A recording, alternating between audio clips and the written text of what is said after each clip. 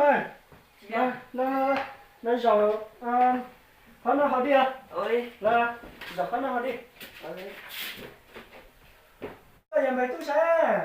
Ôi giờ mà chắc cái số có cũng điên thế à? Ô, cú chê. Giờ tôi cái thầu có gì tôi xe mày nha. Lấy máy lấy cái cú đi ra kia cú bỏ cái kia nè. Ôi giờ có lo. Ờ. Ôi để hỏi chị tao có thể mua lúc này trong cái gì à? Mình nói chịu tao chỉ xe chỉ tao nhé chỉ với nhé này. Thế ô tao và chị đã đi theo mày tư ơi. Nói trong chặt lại mà coi trong xiên á. Cứ chỉ trong theo là ô là nhau xưa. Ê, có chỉ trong ta mà chỉ bỏ có ít quan nhẹ đi nè. Cứ khỏi nhỉ chỉ tao với là chỉ tao để phải lo lúc lì xe cũng tao mình chế ban nhẹ. Có bộ bao mẹ lúc giờ mua chán xài cho nó không câu. Chỉ cũng dưới tụ ban nhẹ mà.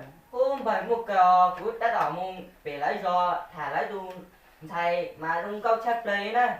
Lo, Nhớ mà. có liên nó có phố cái chỉ cũng thải lười vô ban nhẹ mà. Tao kêu. Lo, ok. Thọ cái chỉ cũng không đấy. Tao kêu mà. Nó đi hỏi chưa?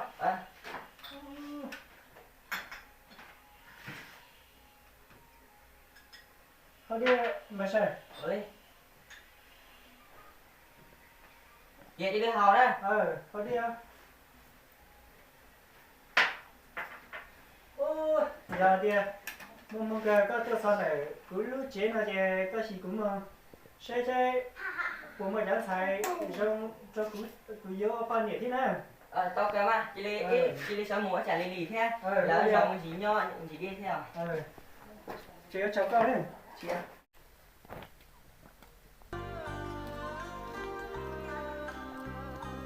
Mày tu. Chị nè. Sáng sáng chị đâu? Trò mà. Lo. Chị à lúc san rau luôn chưa? Lúc sáng đâu là chị đi mua. Thải xe này của cái thật đúng không?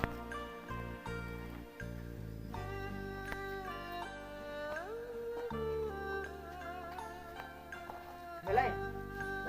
Hôm đó cũng thả chị. Có lúc chị lúc nào đây? Lúc chị lúc nào đi hả? Dạ mà. Để đi mua xe này của nhà chị đây.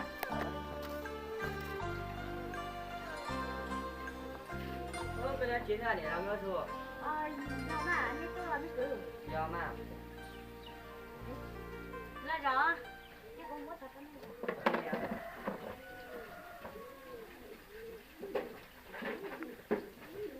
Bút thật rõ nó. Đó, nó chồng đấy. Được cái từ mưa rồi các bữa tao mưa từ lúc rồi. Cũng muốn là từ lúc. Rồi. Dạ mà. Cứ thân từ cao phân gì bữa tao này. Ô con đi kia để nhưng tao cơ mà từ xưa kia từ lúc kia của tôi mua là. Rồi. Và thì cứ thân từ cao phân gì nó con của cảm ơn. Tao cơ mà. Con đâu rồi. Chị biết tên đến thế chị cái tao mong lại mà nhớ trong tao này. Đừng có mà xin chi được. Đi trên này mà mua. Mày tư. Đi mua. Đi à? Em mua ở bên hoa tôi nữa. Ở liều. Hãy con từ mai.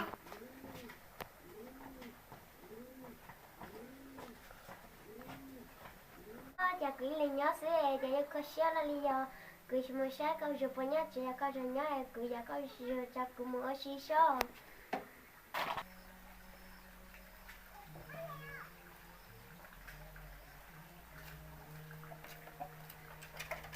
Cứ thế cho nó cứ chỉ muốn xe câu chụp nhá chỉ là nhá chỉ cứ không chắc cũng muốn xí đó.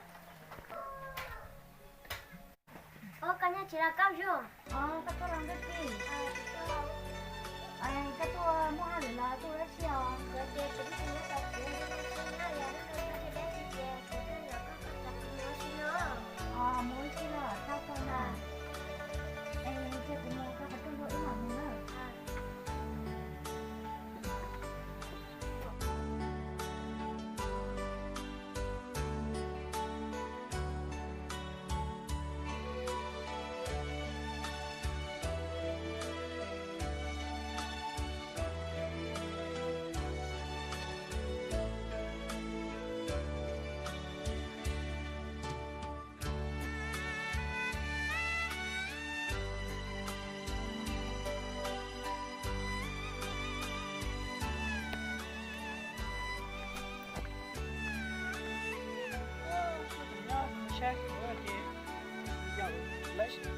thì mình phải sẽ lấy của nhá chế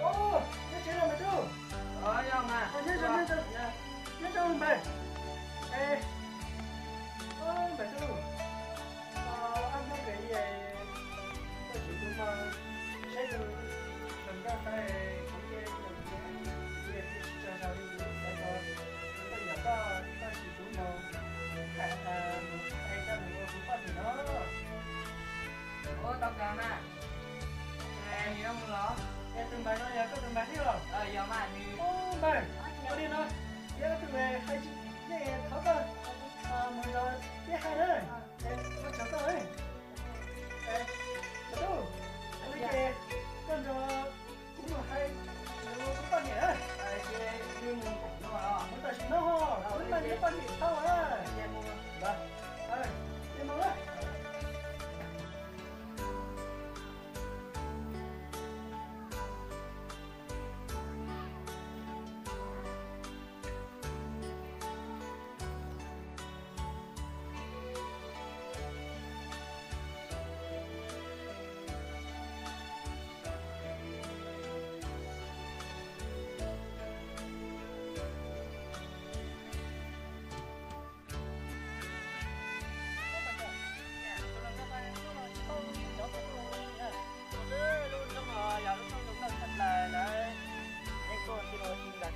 giờ xong rồi con giờ cứ hai mình giờ cũng nhau đấy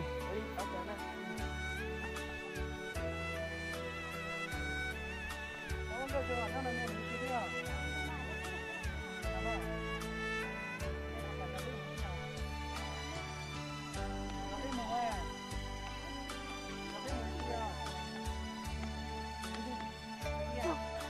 Hãy subscribe cho kênh Ghiền Mì Gõ để không bỏ lỡ những video hấp dẫn.